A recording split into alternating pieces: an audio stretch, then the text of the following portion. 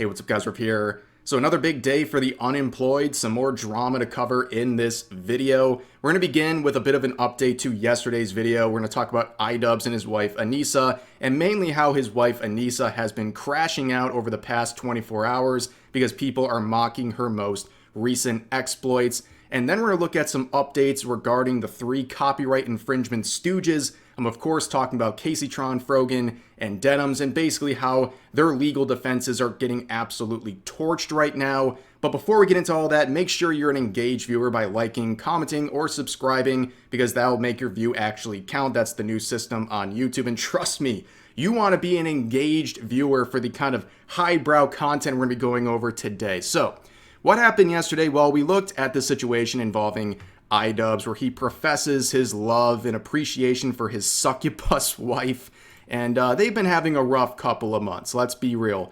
They thought they were going to get a big slam dunk with their content cop on H3, and it's backfired absolutely horribly.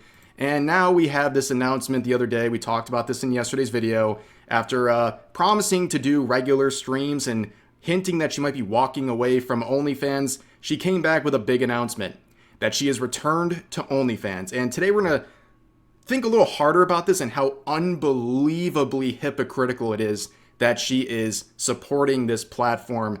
But anyways, her crash outs on Twitter, they're causing a lot of issues, and a lot of people are saying things about Anissa and iDubbbz. But iDubbbz, he's got this. So on his stream yesterday, he announced that he's basically farming ideas for a new video where he's going to address the allegations. What allegations? I'm not really sure, but he's going to dispel all the rumors about him and his wife. I'm totally sure she did not put pressure on him to do this video in the first place. Oh, this is a good one actually, chat. You can help me with the next video. Are there any, like, rumors or criticisms, maybe rumors is a better way of describing it, but that you've heard about, like, Anissa and I over the years, or recently even? Yeah, he got 100% bullied into doing that by his wife. There is absolutely no other explanation. This is a terrible, terrible idea. I mean, then again, you look at his channel and the state of things right now is transition into a political YouTuber. It couldn't get any worse, right? Yeah, maybe it could. But yeah.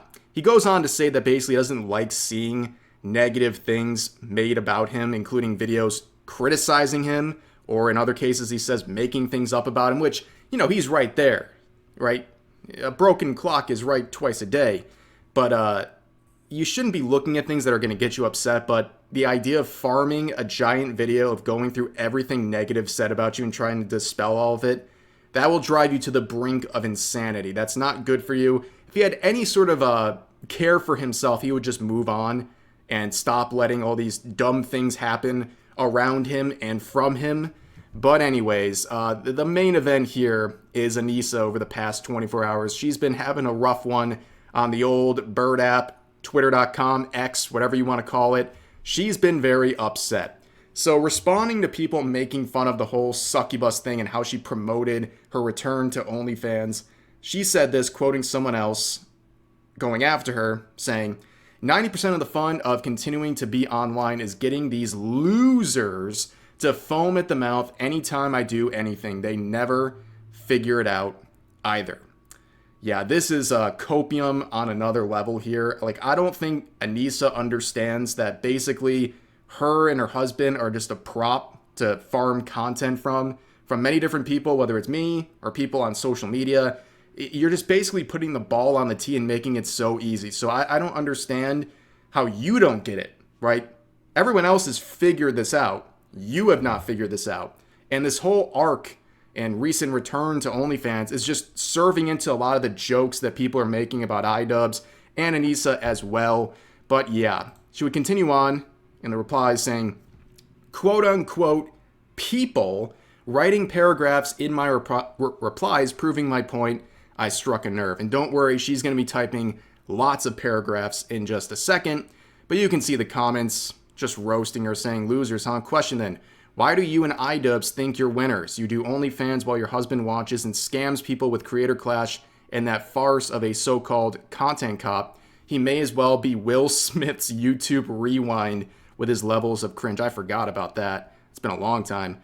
Not when you eventually get busted for fraud and scamming people, you won't. Those creator clashes were always iffy in how you booked and gained money from them. Okay, but weren't you going to start streaming again? Really seems like you're just opting for the easier path. If you don't like Anissa, you're transphobic. True. Definitely true. It's because everything you do is either pathetic, a cope, or both. I think it's, yeah, all of the above at that point. But like I said, she's going to be writing paragraphs. She's mocking others for writing paragraphs in the replies, making fun of her. But then she goes and immediately writes paragraphs coping. So she says this: the reality is, being an apathetic, racist, angry loser online is only good for quick internet points and nothing else. So you have to stay online in your echo chambers so you don't face the reality that no one likes you aside from other faceless chuds. Amazing stuff right there. Literally just talking into a mirror. This is projection on such a blatant level right here. But she continues on. That's why you're so obsessed with us. You don't want that to be the case, but it is. Eventually, you'll all eat each other for attempting to pursue happiness later on, and most of you will cower back into your nasty internet holes. You're mad we crawled out, and you can't. What'd you crawl out of? I think it's a fair question. Like, you guys crawled out? I don't know about that. Like, it seems like things aren't going so great. I'm pretty sure, like, they're living in their mom's basements, and she makes this abrupt return to OnlyFans despite saying she was going to do, like, regular content. You know, it doesn't really paint the picture of someone kind of dominating this sort of, like, language here about everyone being, like, racist, angry losers online and the chuds and all this stuff. Like, starting to sound like Caseytron over here with the word incel. Like, this just goes crazy, man. She was not happy with Nux Taku on whatever happened on July 17th. She was not feeling Nux Taku. Hit him with the double incel and slander as well. And it just continues on and on. It's actually fascinating how much this woman uses the word incel, you know? But anyways, let's go back here. This is the most recent tweet, hot off the press. Literally, like, as I'm recording this now. She said this: first set comes out today, Victoria's Secret dressing room content. Okay, that sounds like some really amazing stuff. But basically, you see her here, coping and seething, trying to move on after raging for the last 24 hours. And then the comments, pay the fighters. Anyone placing bets on the divorce date. Oh, geez. What time? It's just the rooms. And then this one, OnlyFans funds APAC. So that's a very good point. Something I didn't think about yesterday.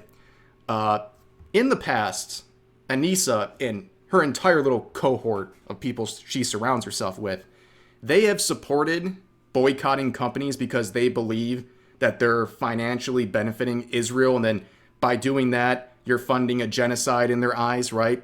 And Anissa has been a clear supporter of boycotting companies she thinks falls into that category, including McDonald's and Starbucks, outright supporting that they're boycotting them, at least back in 2023 when these boycotts started. And she even goes on to say that if she sees any of you at a Starbucks, one of the boycott listed companies, she's going to give you a disappointed set of eye contact. So what about OnlyFans? OnlyFans owner pledged $11 million to Israel lobby, which of course is APAC. So by being on OnlyFans, she is directly contributing to APAC, which, if there was some company out there, like Starbucks, for example, that was doing this, they would be boycotting it, they'd be judging you for using it. But in this case, it's okay because she needs money, and that's just the way it is, and she's unapologetic about it. And also, I'm looking at you too, Denims, because she's the same type of person with the boycotts, and she profits from OnlyFans as well. So not only are they supporting what I believe is a predatory platform because it tries to sell a dream to young women, including underage women, that the second they turn 18, they should sell their body and make a lot of money, and they're going to make a lot of money doing it, you know, that's reason enough to not want to support OnlyFans. But given their history and the allegations that they're not doing enough to get rid of illegal content on their platform, in fact, many saying they turn a blind eye, and the payment processors like MasterCard and Visa not caring about that either, while also going out there and trying to remove their services from Steam and Itch because of lewd video games or even horror games in some cases. The hypocrisy is unbelievable, but moving past all that, they still support it, knowing that it's funding what they believe is a war machine for genocide in their eyes. They would cancel anyone for supporting a company that would give so much to AIPAC, but when it comes to themselves, they don't practice what they preach. And it just shows these people are clowns. They have no morals. They have no standards. They only have standards for other people. And they don't hold themselves to anything that will jeopardize how they do things and how they make money. But anyways, I think it's time, because we brought her up here and also Casey Tron earlier, we got to check in on the lawsuits. So, of course, we have the copyright infringement lawsuits filed by Ethan Klein against Casey Tron Frogan and Denims. Now, Ethan has a bit of a reaction and update to some of the defenses raised by Denims and Casey Tron's lawyers, because they're sharing the same lawyers, and he makes a very good point. It doesn't seem like they're too confident. The biggest thing to me is they failed. They had the opportunity to file a motion to dismiss. This is what you do when you believe you have a frivolous case. You're telling the judge, this is so frivolous that I'll just set the facts straight for you, and it's so obviously fair use that we don't need to waste anyone's time going any further than this. They did not file a motion to dismiss, which means the attorney looked at the facts and considered them all, that they all have merit, and that there was no way in hell a judge would grant a motion to dismiss. That is essentially a confession, a concession that the lawsuit is not frivolous. Because if it was, they would have filed motions to dismiss. That would have been a no-brainer. They didn't do it. The lawyer said, let's not even do that. Let's save money, right? You have no chance of winning. So that's interesting. The other interesting thing about this is that they did not file any counterclaims. We were expecting them to try to file counterclaims, which means they would include in their response some ridiculous trumped up defamation or something, just something to give them leverage against us, to be like, oh, so they have to deal with this. Or you want to negotiate? Well, we're going to drop our counterclaim now, and you have to drop your lawsuit, this and that. They didn't even do that. Yeah, this thing's going absolutely sideways. That is not a very good show of confidence that they're not even filing a motion to dismiss. They're basically saying, yeah, there's something here, and we're going to have to defend it. It's not a good look, and at the end of the day, this is just endless content. And what else can I say? This is going to go on for a very long time, because it seems like they don't want to settle. And the smart thing would have been to settle as soon as possible, but that's not the route many of them took. And this is going to drag out for a long time. And people like Ethan are going to continue to get their own content, their own satisfaction from going through this process. He's not worried about the money it's going to take to do all this stuff. And then you got people like me on the sidelines who are going to farm endless content out of this. And then you got the viewers who are going to be rewarded with endless content to view. This is going to go on for a very long time. And they should have just cut their losses and settled right from the get-go. And there was an olive branch extended. They didn't take it. And here we are. This is going to drag out for much longer. And also, going through the actual defenses, I appreciate an actual attorney like Legal Mindset not only covering this in depth, but also giving a very quick run through, a speed run of their defenses, and giving, you can see the ratings if you pause them, but basically kind of describing how valid or how effective these defenses are going to be. So let's continue with the rest of the defenses here. Oh, wait, sorry. We got to the end. So lack of notice, not going to happen. It's cope. Failure to register, cope, impossible. Latches, cope. Unjust enrichment, cope. Inequitable conduct, impossible. Good faith, cope. No injuries or damage, cope. Innocent infringement, unlikely. Consent, unlikely. Justification, excuse, unlikely. Estoppel, unlikely. Waiver, cope. Unclean hands, cope. Implied license, unlikely. Express license, unlikely. Fair use, the only toss-up. And failure to state a claim of cope. You can see without a doubt, objectively, as I go through that, it is mostly cope.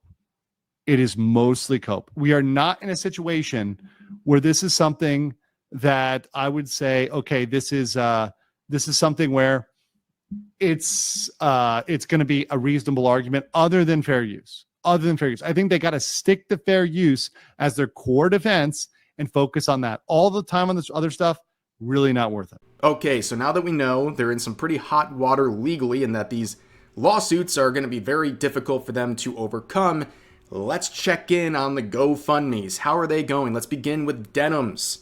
She's sitting at 40K. I've said that probably 10 times now because she's been stuck on this particular number, this milestone, for a very long time. How are the donations flowing in? Let's see the most recent. She got $5 2 days ago and $100 3 days ago. Guys, this is humiliating. This is getting real. This is getting serious. This is going to put the Rev Super Thanks Fund to jeopardy here. We got to up the numbers. We got to compete with this. This is unacceptable. All right, how's Casey Tron doing? Well, when I was checking in yesterday, I happened to get this screenshot. It's just too funny. This was just a random moment in her stream that she shared onto Twitter, and the chair's empty. Awesome. You know, when you're battling a copyright infringement lawsuit, you should definitely have chair reactions. But I also saw weed sobriety to be determined. That was the one thing I was rooting for, man. Is she back on the wacky weed?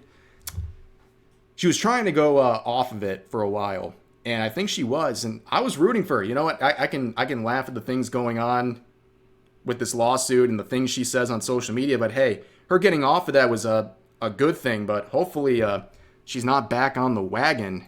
Hate to see that. But of course, last one here, or I should say, Casey Tron. Let's see. She got $10 a day ago. Okay. And then the last one, Frogan, the Froganator. How's she doing? 36,000. Let's see. Newest. Okay, she got 15 as well. 15 bones, ladies and gentlemen. Wow, they're cooking. Give them another, 2 decades, and they'll finish those GoFundMes.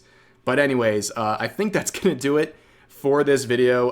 A lot of drama slop to go over today. I hope you guys appreciate it. As always, feel free to share your thoughts about today's topics in the comments section down below. Hope you guys enjoyed the video, and I'll see you next time.